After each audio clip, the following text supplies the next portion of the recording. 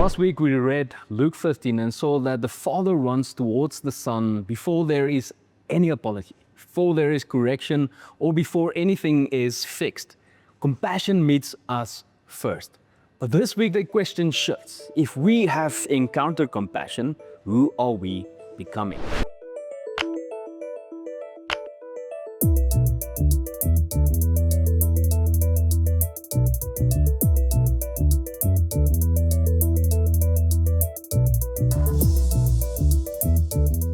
Absolutely. Encounter is compassion coming towards you. Embrace is when you step into it, when you allow it to shape who you are. In Luke 15, there are these three responses to the same story. The younger son encounters compassion, but he has not yet embraced it. The older son resists compassion because it threatens his sense of fairness. But the father reveals something deeper. Not just compassion experienced, but compassion embraced. The invitation of week 2 is to embrace compassion as an identity, not just to encounter it, but to become like the Father. That is why Colossians 3 verse 12 is so foundational.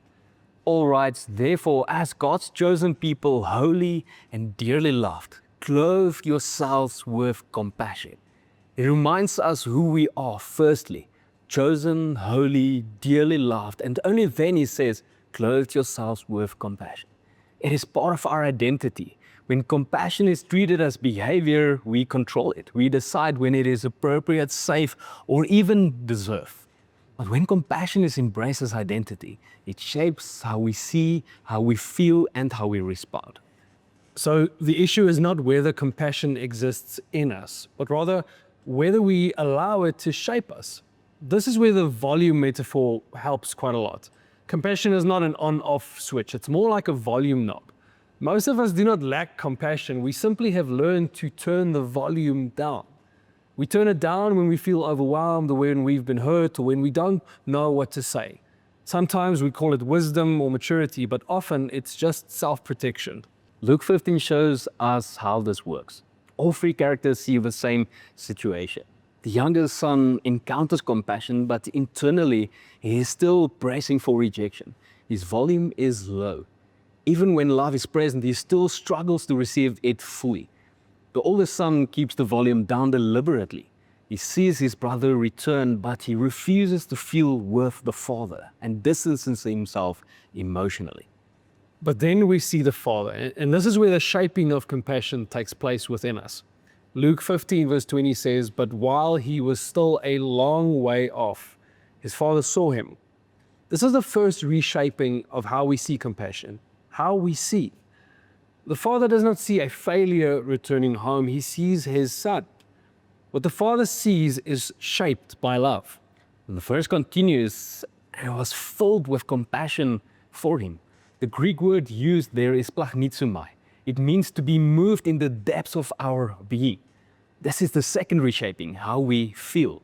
Philippians 2 speaks into this when Paul says, are your hearts tender and compassionate? You must have the same attitude that Christ Jesus had. Compassion is not a personality type. It is easy to say that is just not who I am. This is simply not true. It is the inner life of Jesus shaping our inner life. And then the third reshaping is how we respond. Luke 15 continues when he says, he ran to his son, he threw his arms around him and he kissed him. This is compassion at full volume. We see the same pattern in Jesus. Matthew 14 verse 14 says, when Jesus saw the crowds, he had compassion on them and he healed their sick. He saw, he felt, and responded. That same word, plagnitzomai, is used for Jesus, but interestingly, it's never used for the Pharisees. They saw the same people, but they responded with muted compassion. They analyzed, they judged, and they withdrew. Muted compassion reshapes how we see people. We begin to see problems instead of people. So to embrace compassion is not to lose boundaries. It's to stop silencing the very resurrection life of Christ within us. But what does it look like practically? Well, we call it the pause. When someone shares our pain, our instinct is to put on a band-aid, to offer advice, to quote a verse, and to move on. But sometimes the most Christ-like thing we can do is to pause and quietly pray, Lord, share your heart for me in this pain. That prayer turns up the volume of compassion and it shifts us from solving to loving. So this week isn't about trying harder. It's about embracing what is already yours in Jesus, allowing Him to reshape how you see, how you feel, and respond. Compassion is not something we switch on when it's convenient. It's who we are in Jesus. And when it is no longer muted, it runs like the Father. So here are 2 questions to discuss as a group. First question, where in your life right now is compassion turned down? And then a second question you could ask in your group is, what would it look like this week to increase the volume of compassion in one area of your life? We hope you enjoy this group discussion.